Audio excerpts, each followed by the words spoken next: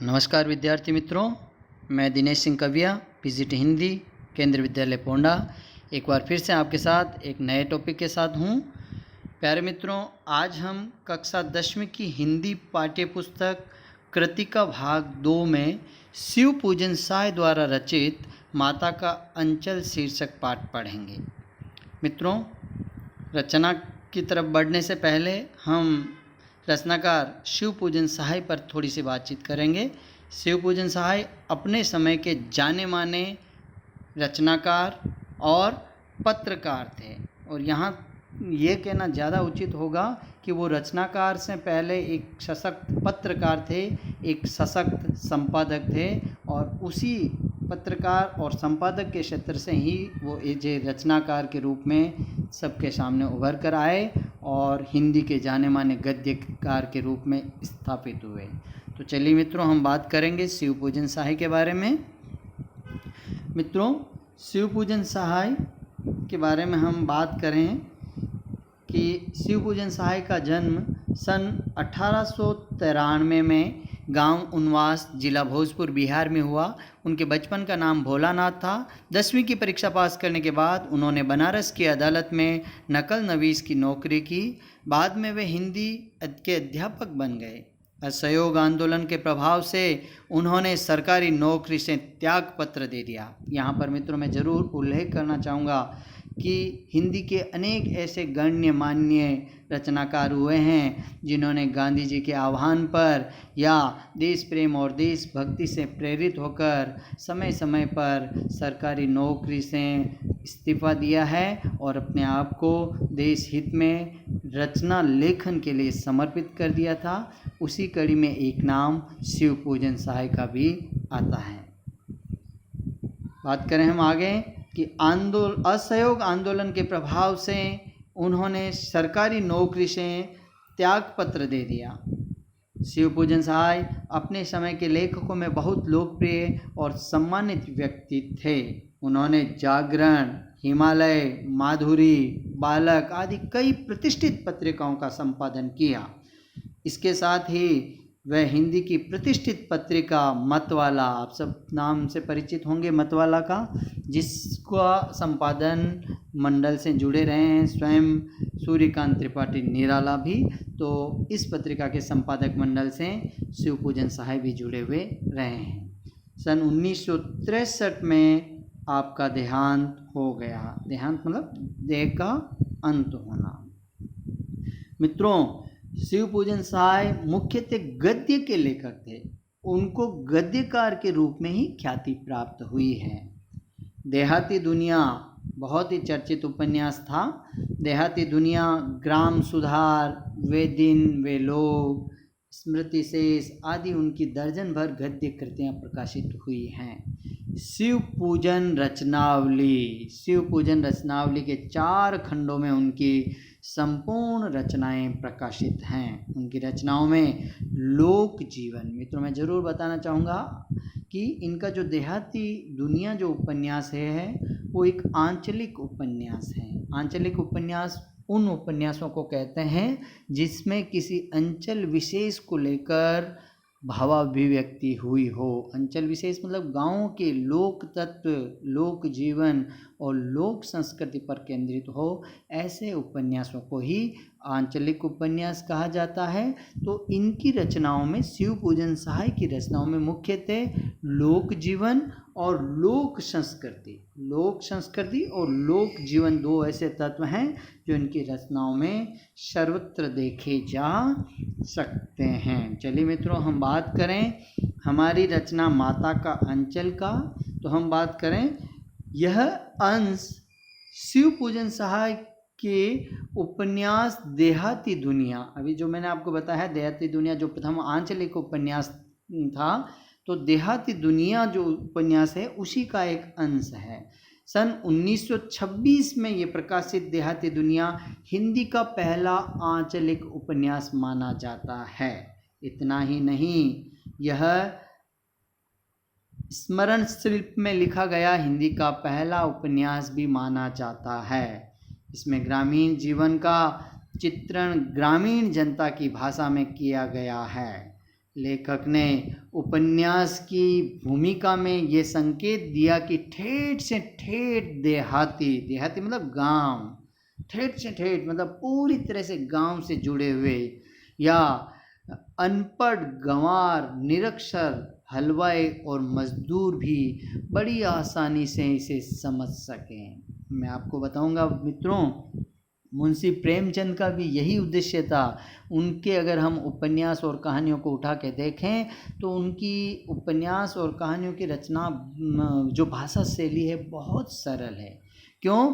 प्रेमचंद जी का उद्देश्य ये था कि मेरी रचनाएं गांव में खेत में काम करने वाले किसान को भी अगर कोई पढ़कर सुनाए, अनपढ़ किसान को भी, तो भी उसे समझ आनी चाहिए। तो यही जो बात है देहाती दुनिया और शिव पूजन सहाय की दूसरी रचनाओं में भी देखी जा सकती है। मित्रों, आत्मकथात्मक शैली में रचे गए, मित्रों ये जो उपन्यास है, आत्मकथा जो होती है, लेखक अपनी आत्मा के बारे में, अपने बारे में लिखता है, उस रचना को आत्मकथा कहते हैं। तो जब हम देहाती दुनिया पढ़ते हैं तो ऐसा लगता है कि मानो लेखक शिव पूजन सहाय की ये आत्मकथा है। तो यद्यपि वो आत्मकथा नहीं है, लेकिन शैली है वो क्या है? आत्मकथात्मक शैली है। तो आत्मकथात्मक शैली में रचे गए इस उपन्यास का कथा शिल्प अत्यंत ही मौलिक मतलब नयापन लिया हुआ है, और प्रयोग धर्मी मतलब भाषा शैली विचार कई दृष्टियों से उसमें प्रयोग, नवीन तकनीकियाँ और नवाचार किए गए हैं, इसीलिए उसके प्रयोग धर्मी उपन्यास भी माना जाता है। शिशु चरित्र भोलानाथ, इस रचना का जो प्रधान पात्र हैं वो है बालक शिशु भोलानाथ हैं, जो कथानक का दृष्टि बिंदु है। संकलित अंश में ग्रामीण अंचल और उसके चरित्रों का एक अनोखा चित्रण देखा जा सकता है। बालकों के खेल, देखिए बच्चों, लेखक ने इस रचना के माध्यम से माता का अंचल के माध्यम से, जहाँ एक और ग्रामीण अंचल मतलब ग्रामीण क्षेत्र, गाँव के दृश्य और उसके चरित्रों को एक अनोखे ढंग से अभिव्यक्ति देने का प्रयास किया है। बालकों के खेल, लेखक के समय जो तात्कालिक जो खेल थे, आज हमारे खेल कंप्यूटर, टीवी और अन्य जो तकनीकी युक्त जो खेल सामग्री है, उससे हटकर मैदान में, बाहरी वे मैदान में खेले जाने वाले खेलों पर ये पाठ प्रकाश डालता है, और साथ ही साथ हमें बाहरी खेलों से जुड़ने का कहीं ना कहीं संदेश देता है। लेखक ये संदेश देना चाहता है कि हमें आज की हमारी पीढ़ी को टेलीविज़न और कंप्यूटर पे खेले जाने वाले खेलों से दूर रखना है, हमें बाहरी खेलों में उनको शामिल करना है, ताकि वो खेल उनके लिए शारीरिक दृष्टि से और स्वास्थ्य की दृष्टि से बहुत ही हितकारी लाभदायक साबित हो। तो बालकों के खेल, कौतूहल, माँ की ममता, माँ की जो ममता का क्या महत्व है, पिता का दुलार, यद्यपि पिता के दुलार का महत्व अपना है, लेकिन माँ की ममता का महत्व सर्वोपरि है। यह इस रचना के माध्यम से लेखक ने बताने का बहुत सुंदर ढंग से प्रयास किया है। लोकगीत आदि और भी अन्य प्रसंग इसमें शामिल हैं। शहर की चकाचौंध से दूर गांव की सहजता, सरलता, सीधापन, निष्कपटता को रचनाकार ने आत्मीयता से प्रस्तुत किया है। यहाँ बाल मनोभाव, बालकों की जो मनोवृत्तियाँ हैं, बाल मनोविज्ञान को भी लेखक ने अभिव्यक्ति देने का प्रयास किया है। लेखक ने तात्कालिक समाज के पारिवारिक जो परिवेश, उस समय परिवारों का जो परिवेश था, किस तरह से सामूहिक परिवार होते थे, उनके बारे में भी लेखक ने कहीं न कहीं प्रकाश डालने का प्रयास इस रचना में किया है। चलिए हम आगे बढ़ते हैं। अब पाठ के हम कुछ चुनिंदा प्रसंगों और अंशों पे बात करेंगे, जहाँ से हमें कहीं न कहीं अधिगम बिंदु पर हमारा ध्यान केंद्रित हो सके।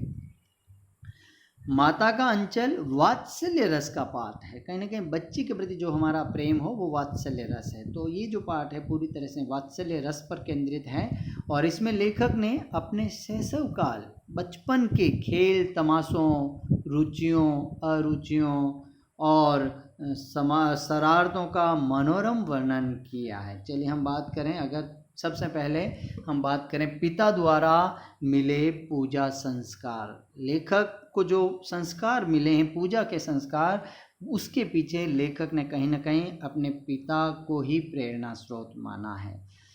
लेखक ने इस रचना में बताया है कि उसके पिता है जो हमेशा पूजा पाठ किया करते थे, और जब भी वो पूजा पाठ करते थे तो बालक लेखक को, लेखक उस समय छोटे बच्चे के रूप में थे, शिशु के रूप में थे, तो बालक लेखक को भी लेखक के पिता अपने साथ बिठा कर रखते, और वो जो भी धार्मिक कर्मकांड, क्रियाकलाप या जो भी धार्मिक गतिविधियां करते थे, पूजा पाठ करते थे, उन सबको लेखक हमेशा बैठकर बहुत ही ध्यान से देखते रहते थे। और लेखक का ऐसा मानना है कि लेखक के जो ये पूजा संस्कार है वो कहीं ना कहीं उसके पिता से ही उसे प्राप्त हुए हैं। दूसरी जो बात इस पाठ के अंदर आएगी वो आएगी पिता के संग खेले हुए खेलों का वर्णन। लेखक ने बहुत ही सुंदर ढंग से बताया है कि लेखक के पिता हैं वो बचपन में उनके साथ, लेखक के साथ, बालक लेखक के साथ कुश्ती लड़ते थे, और भी कई तरह के खेल बच्चे को खुश करने के लिए खेलते थे। लेखक पिता को हराकर उनकी छाती पर चढ़ जाया करता था तथा उनकी मूछें उखाड़ने लगता था। तब पिता उसके हाथों को छुड़ाकर चूम लेते थे। पिता उसे खट्टा और मीठा चुम्मा मांगते थे। तब वे क्रम से दायां और बायां गाल उनके सामने कर देता था। इसके बाद पिता अपनी मूछ, दाढ़ी उसके कोमल गालों पर गड़ा देते थे। लेखक फिर से उनकी मूछें नोचने लगता था। तब पिता झूठ मूठ रोने लगते थे। तो इस तरह से लेखक ने कहीं ना कहीं यहाँ पर पिता और पुत्र के बीच होने वाले खेल प्रसंगों, या हम कहें कि बच्चे को खुश करने के लिए पिता के द्वारा जो जो प्रयत्न किए जाते थे, उन पर भी लेखक ने बहुत सुंदर ढंग से प्रयास किया है, जिसके आधार पर हमें पता चलता है कि लेखक को उसके पिता से बहुत ही लाड, दुलार और प्यार प्राप्त हुआ था। चलिए अगला बिंदु, लाड प्यार से भोजन कराना। लेखक ने बहुत ही सुंदर ढंग से बताया कि लेखक का अधिकांश समय है वो अपने पिता के साथ व्यतीत होता था। यहाँ तक कि लेखक को भोजन भी उसके पिता ही करवाया करते थे। हालांकि लेखक ने बीच बीच में ये भी उल्लेख किया है कि उसके पिता बहुत मन से उसको भोजन करवाते थे, बहुत ध्यानपूर्वक भोजन करवाने की कोशिश करते थे।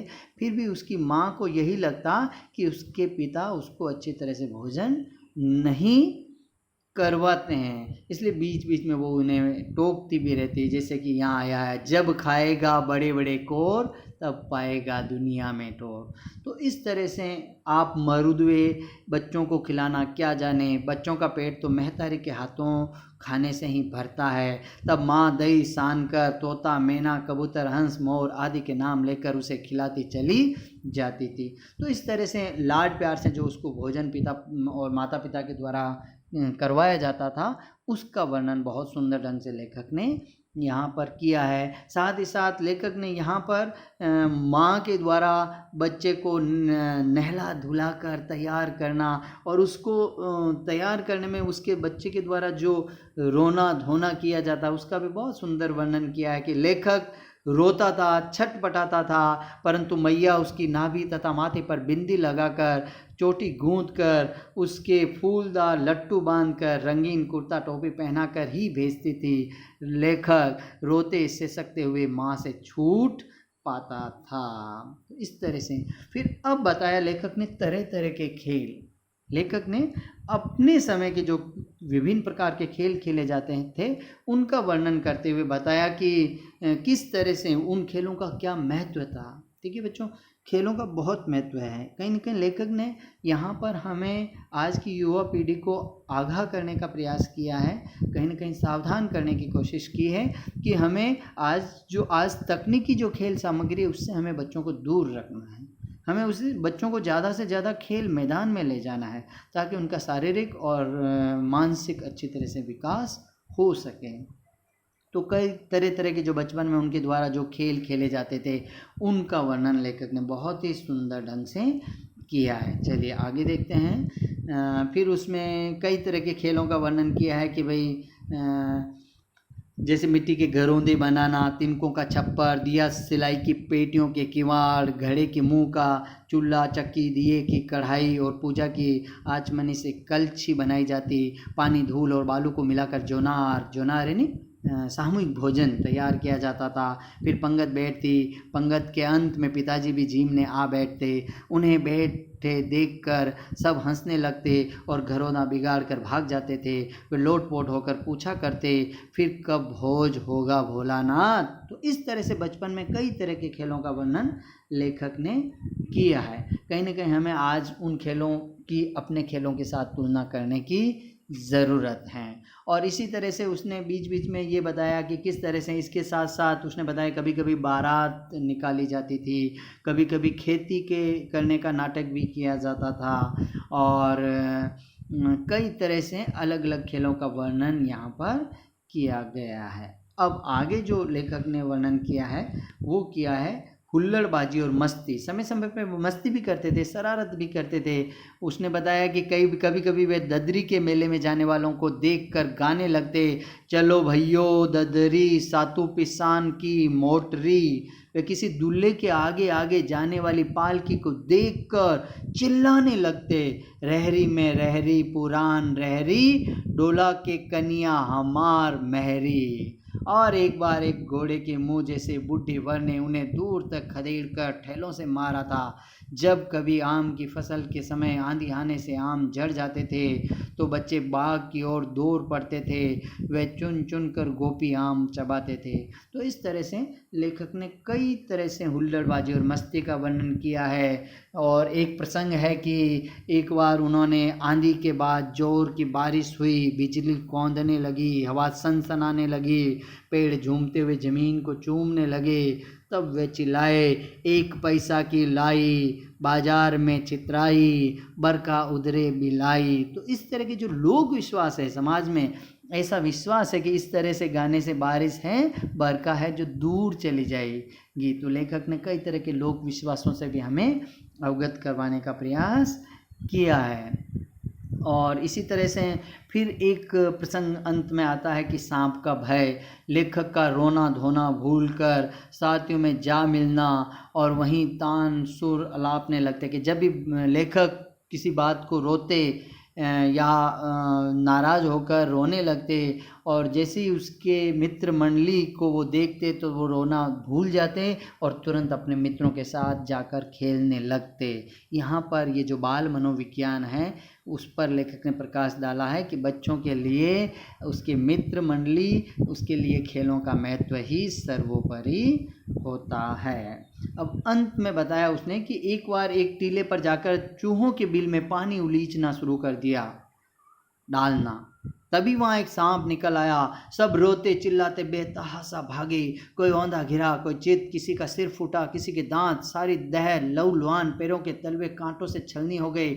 और लेखक ने बताया या लिखा है कि सामने ही पिताजी खड़े थे, लेकिन लेखक दौड़कर अपनी माँ की गोद में जाकर माँ के आंचल में छिप जाता है। कुल मिलाकर लेखक यहाँ ये संदेश देना चाहता है कि लेखक कोई भी बच्चा कितना ही अपने पिता के करीब हो, कितना ही उसे पिता से लाड दुलार प्यार मिले, लेकिन उसको माँ की गोद में जो सुख मिलता है, जो वो सुरक्षा और आराम महसूस करता है, वो दुनिया के और किसी की गोद में नहीं प्राप्त होता है। तो इस तरह से लेखक ने इस माता के अंचल के माध्यम से, जहाँ एक और माँ बाप के द्वारा बच्चों के लिए पालन पोषण में जो कुछ प्रयत्न और प्रयास किए जाते हैं उन पर प्रकाश डाला है।